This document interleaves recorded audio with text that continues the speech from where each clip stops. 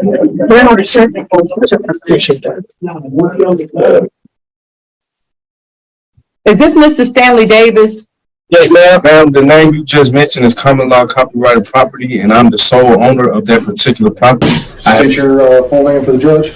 I'm here on special appearance for. I'm Stephen. What do you mean your special appearance? You're either are Mr. Stephen Bennett or you're not.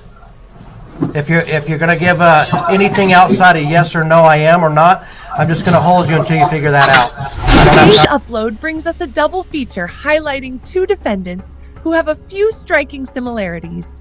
Both are sovereign defendants streaming in from county jail, and both are trying their hardest not to acknowledge their government names on the court record.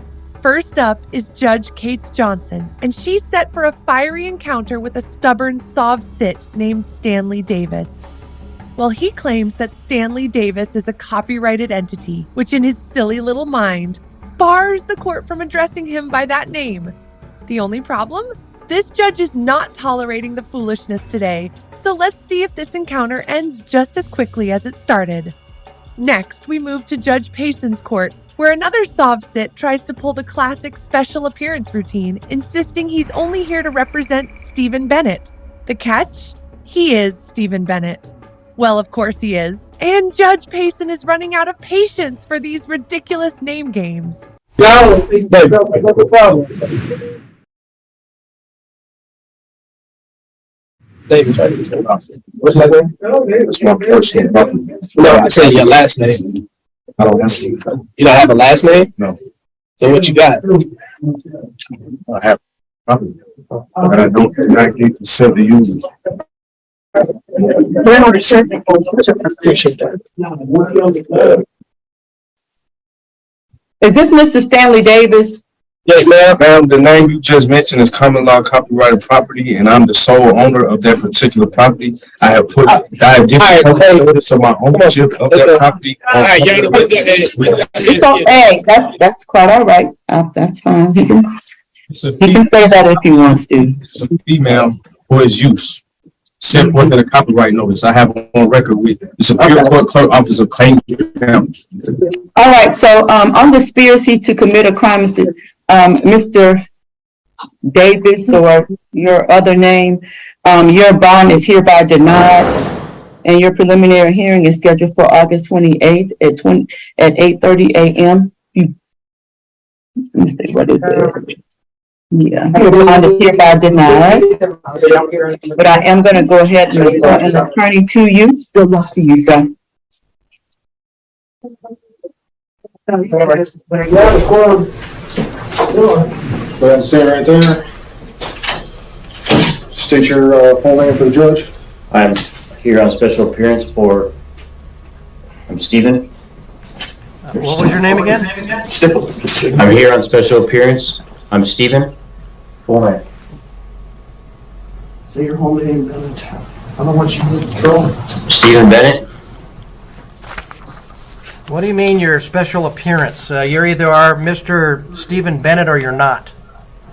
If you're going to give anything outside of yes or no, I am or not, I'm just going to hold you until you figure that out. I don't have time. Stephen Bennett. Okay. Thank you, Mr. Sovereign citizens use the term special appearance, thinking that it allows them to separate themselves from the legal system's jurisdiction. In reality, a special appearance is a legitimate legal term used to dispute jurisdiction without submitting to the court's authority, but sovereign citizens interpret and apply it incorrectly. Since a special appearance is a specific procedural maneuver, it's narrowly focused and doesn't extend into arguments on the merits of the case itself, unlike the broader misuse we see with sovereign citizen arguments. This pseudo-legal tactic is intended to avoid acknowledging their legal obligations or penalties.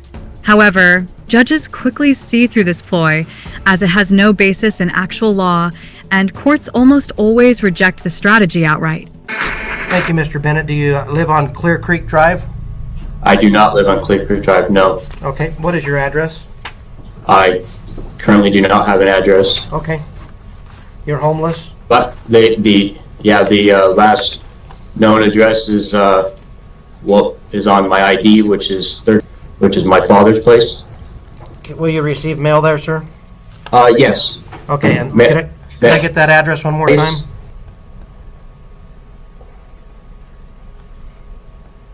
Okay, and then, what city is that in? That is in Casa Grande. The state's alleging 3 charges against you. 2 of them are misdemeanors, 1 is a felony. I'll first talk to you about the misdemeanors. It's an excessive speed violation, that's a class 3 misdemeanor. An obstruction or refusal to provide a name, which is a class 2 misdemeanor. On those charges, I've scheduled you for an arraignment. An arraignment's where you need to appear to give a plea of either guilty, not guilty, or no contest. At that arraignment, you'll be explained what the maximum penalty is, if there is any mandatory minimum penalty, and the charges will be re-explained to you. Depending on how you plead will be what happens next with the court proceedings. Now, talking about the felony is a carry a deadly weapon and fail to admit. That's a class 6 felony on that charge. All 3 charges, you have the right to remain silent, right to counsel, and right to trial. The same date and time, I'm scheduling a preliminary hearing for you for your convenience. A preliminary hearing is different than the arraignment. That's where a representative of the state will present testimony and evidence either to a judge or a grand jury on that felony charge to determine if there's probable cause to charge you. If there is probable cause, then the case will be bound over to the Gila County Superior Court, and they'll take disposition on the case. If there's not probable cause, then that case will be dropped, and that'll be the end of it. Thank you. The case may not be filed by that court date, the felony filing. They have up to 7 years to file that case. So you'll be noticed regarding that at that Kingman Place address if they don't file it right away. If they decide to take the case in front of a grand jury, you'll be noticed that you do not have to appear on the 7th of June at 9 o'clock a.m. regarding the felony, but that is still the court date for the misdemeanor. That's why I put them both together for you. So if your felony side goes in front of a grand jury, they'll send you a letter to the Kingman Place to let you know you do not have to appear on the felony. However, you do still have to appear to just give the plea on the misdemeanors. Do you understand? Yes. Okay.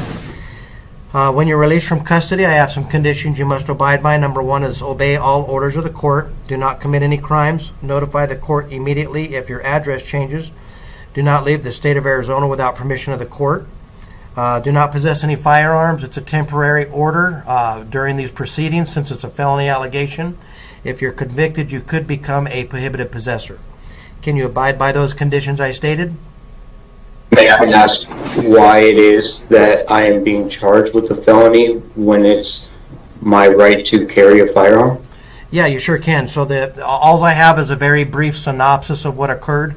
So all I can tell you is what was included in that. But what they're alleging is the carrying the deadly weapon is that you failed to identify that you had it. Not Right. that you were carrying it, but that when the officers asked you about it, you refused to answer them about it. Right. I answered no questions, and I was ripped out of the vehicle. Understood. So you'll. Okay. So I understood. I can't take circumstances of the case, but I just wanted to answer your question as your right to carry a firearm is not what you're charged with. It's that you didn't make it known that you had the firearm. So I understand I understand what you're saying, that you didn't answer questions, but that's where probably a trial, or you want to talk to the prosecutor regarding the facts of the case so they can take all those things into consideration, but not now. I don't want you to self-incriminate yourself today because this is a recorded event, so this is not the time to give details of the case. I just am basically letting you know what the charges are, why, and then answered that one question for you. Okay, so you can't abide by those conditions? Yes. Okay, and you'll show up to court as ordered? Yes. Now, can I ask where that's at? Because I do not live in this. Yes, it's right here at the courthouse. We're right next door to where you're at currently. So I understand that you're in Casa Grande. It is quite a distance to travel, but we do need to have your appearance at least for the first one. Okay. After that, there might be some options to handle telephonically and some other procedures, but for the first one, you have to appear. Okay. Okay, any other questions? No. Okay, and you will appear on the date ordered? Yes. Okay, I'll release you on your own recognizance. Do you have any questions? No, thank you. Okay, you're welcome. That'll be all. Have a great day. You too.